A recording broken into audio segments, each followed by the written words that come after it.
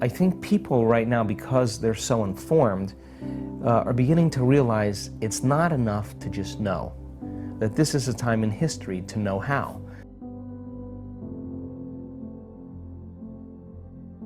We have never, in all the studies we've done, we've never seen people be able to change their brainwaves as quickly and as efficiently as this particular group. The scale is off the chart.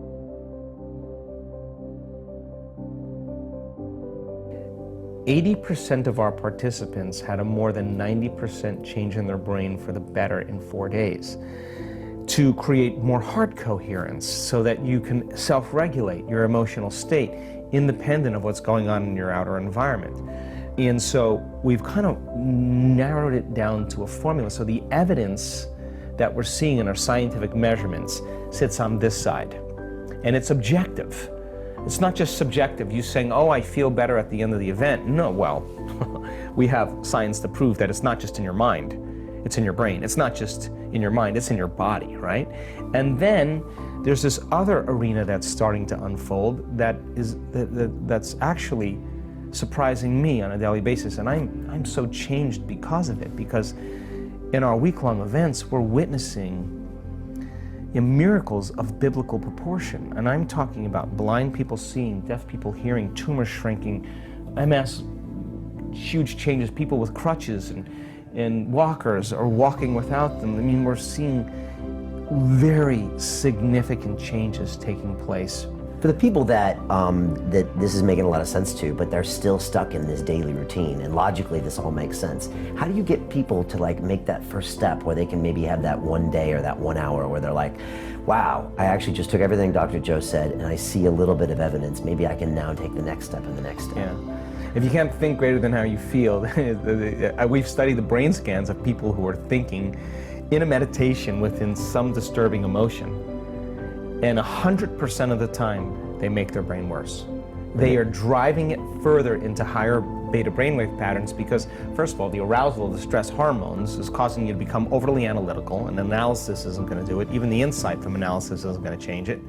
And then secondly, the emotion is a record of the past, so you're thinking in the past. The solution is getting beyond it. So breaking that cycle is shortening the refractory period of those emotional reactions is the gift, right? And I don't care that you react. The question is, how long are you going to react, right? That's the fundamental question. We have seen dramatic, and I mean dramatic, changes in people's health instantaneously, because it's not matter that emits a field. When you study the science, it's the field that creates matter. If you change the field, you're going to change matter, and that just takes a change in belief, because most people think they need to change the matter, they need to change the tumor. It's not your job to change the tumor. That's matter to matter. You have to change the pattern or the information in the field. I think the best way to say it is, if you're not defined by a vision of the future, you're left with the memories of the past. And people literally believe in their past more than they believe in their future. That's why they talk about their past more than they talk about their future. People romance their past. They're more in love with their past than they are in love with the future. And people who actually create amazing things in their life just were more in love with their future, and they kept it alive in their mind every day, and they, like feeding a plant or a garden, they're tending to that future every single day, and the delight that comes with it, and the excitement that comes with it, and the emotions that come with it cause them to literally change their brain and body over time to begin to look like the future has already happened. Now think about that. If there's evidence in your brain and body by thought alone, evidence that looks like you've already experienced your future, what does that mean? It's already happened. So relax, because it's going to find you, and it's going to come in a way that you least expect. That's the beauty behind this. If you could predict it, it's nothing new. It's got to surprise you. The brain learns by mistakes and surprises. So why not be surprised by an unknown coincidence or opportunity or synchronicity? And the moment you notice what you did inside of you that produced that effect outside of you, you're going to pay attention to what you did, and you're going to do it again, and you're going to believe less that you are the victim of your life. You know, someone or something is controlling your feelings and thoughts. So all of a sudden realizing your feelings and thoughts begin to create an outcome in your life. I think that experience then causes a human being to feel empowered. They start to believe in themselves more, and I think when we believe in ourselves, I think we believe in possibility. And when we believe in possibilities, I think we really believe in ourselves. And in getting people to that point, to realize that nobody's excluded from this. You can't tell me any longer that you're too old to do this. We have brain scans of people in their 80s that will blow your mind, and they could be watching. You can always focus on a future of yours. And by doing that, you can start healing yourself in all ways. You can't tell me you're too sick to do this work. I've seen super sick people with 50 brain tumors turn their life around. They have no brain tumors, 50 brain tumors. Okay, future. You can't tell me that you had a turbulent past and you can't do this work. I've seen people that had the most abusive past that are the happiest people in the world. You can't even tell me that you'd never meditated before, because many times the people who have never meditated have the most profound experience because they're not expecting anything. You can't tell me you're too overweight, you're too underweight. You can't tell me any of that. You can't tell me you're too this or too that. I've seen it in all shapes, all sizes, all colors, all ages. The stronger the emotion that we feel from some external event in our life, the more altered we feel inside of us as a result of that condition outside of us, the more we pay attention to the cause. And the brain narrows its focus on whatever it is that's sitting there, and it freezes an image and it takes a snapshot, and that's called a memory. So the higher the emotional quotient, the more fear, the more pain, the more shock, the more anger, whatever it is, the more we pay attention to the cause, and so then we create long-term memories that way. Now the challenge is that every time we think about that trauma, we're producing the same chemistry in the brain and body as if it was happening again. So some people, after an event like that, are literally re-experiencing it 100 times in one day. And this is a crazy thing, because what it does is it activates the survival gene. And when you're in survival, what you want to do is make sure that that doesn't happen again. So what you start to do unconsciously is you start to begin to forecast what you'll do if it happens again, right? And you start selecting a worst case scenario in your mind. And then you think, well, what if this happens? What if that happens? And you start to even make it even more, you get more creative, right?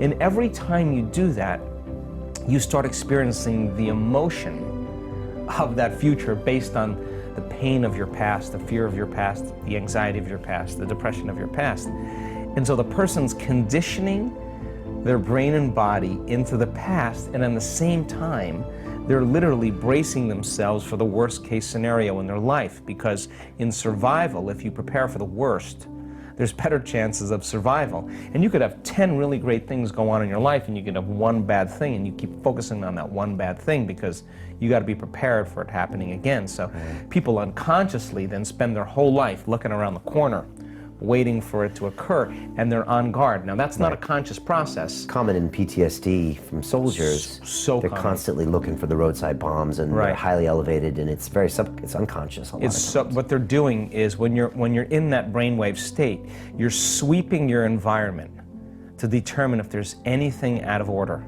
And you're doing that because the brain is on such an aroused state. In survival and stress, the brain is in a very alert state, and the brainwave patterns are high beta. You're super aroused, you're super alert, because you're vigilant about one thing out of pattern that looks unusual or unrecognizable. And the moment you see that, it's that thought that opens the door to the conditioning that you've been creating all along. Remember, this is not a conscious process. It's no different than ringing a bell and watching a dog salivate.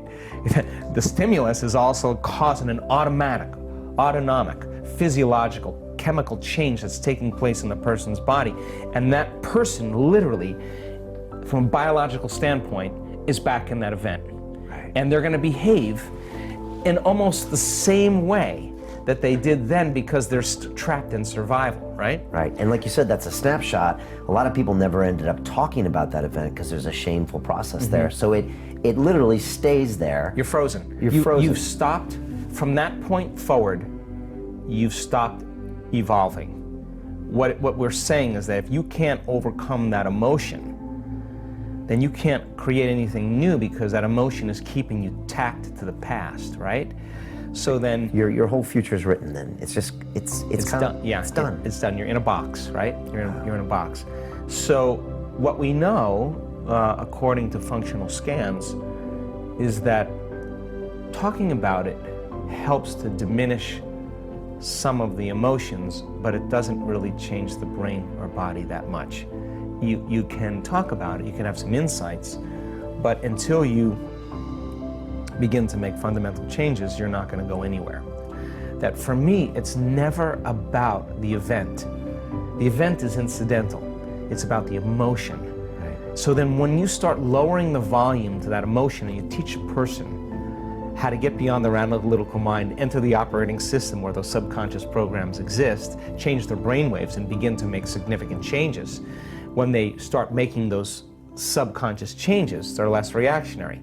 You teach them how to find the present moment. You teach them over time the tedium of returning back to the present moment and managing their attention, managing their energy. And you are literally training an animal that has really poor manners. The body's been just conditioned to be like a feral animal that's in survival, but when you start working with it and you keep settling it down, you're breaking that conditioning response and you're telling it it's no longer the mind of anger, that you're the mind. And then this is where David starts slaying Goliath. This is where every time you start doing that, in the beginning it takes a lot of effort and a lot of energy. But if you keep practicing, we have so many brain scans that show so many people healing from anxiety and depression. You can't be anxious if you're in the present moment.